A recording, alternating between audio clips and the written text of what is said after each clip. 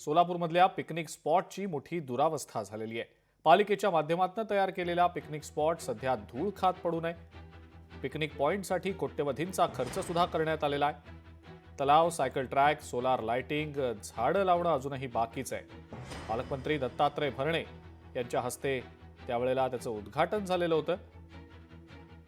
तत्कालीन पालकमंत्र्यांच्या हस्ते हे उद्घाटन झालं होतं आणि त्यामुळे इतका खर्च केल्यानंतर सुद्धा आता हे पिकनिक पॉइंट सध्या धूळ खात पडू नये।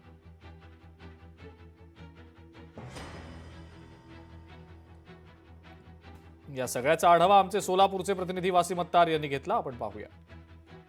सोलापुरातील केगाव या ठिकाणी सोलापूर महानगरपालिकेच्या माध्यमातून पिकनिक स्पॉट जो आहे तो बनवण्यात आला होता। साधारणपणे 47 एकरावरती जो आहे तो हा पिकनिक स्पॉट जो आहे तो बनवण्यात आला होता। याचं भूमिपूजन 2022 मध्ये सोलापूरचे तत्कालीन पालकमंत्री दत्तात्रय भरणे यांच्या हस्ते जे आहे ते करण्यात आलं होतं। यावेळी सोलापूर महानगरपालिकेचे सभागृह नेते असतील, महापौर असतील, विरोधी पक्षनेते असतील, गट नेते असतील, हे सगळे नेते जे आहेत ते सोलापूर महानगरपालिकेचे तत्कालीन जे आहे ते या ठिकाणी भूमिपूजनासाठी उपस्थित होते। मात्र या ठिकाणी 1.5 कोटी रुपये जो आहे तो खर्च करण्यात आल्याचं सांगण्यात येत आहे। यामध्ये विविध विकास कामे जे आहेत ते करण्यात येत होती।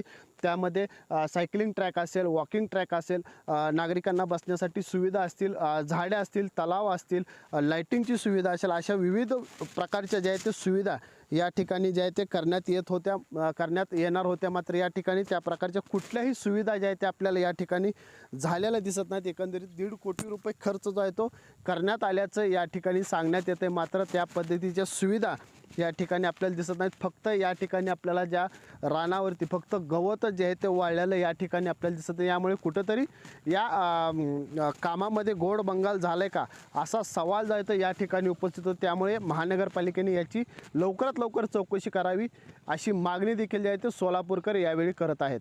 वसीम अत्तार, लोकशाही न्यूज, सोलापूर।